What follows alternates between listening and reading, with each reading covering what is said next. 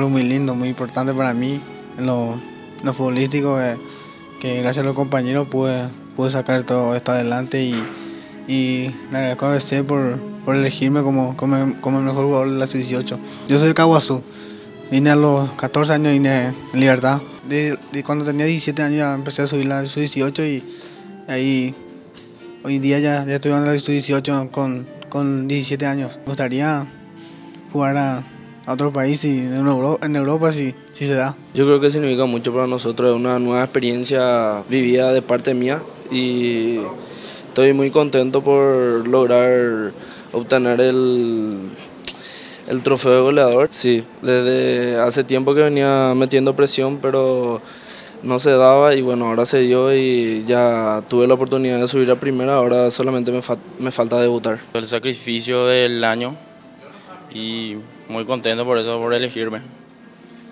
Y es una motivación para seguir trabajando todos los días y por salir adelante siempre. La forma de trabajar es siempre.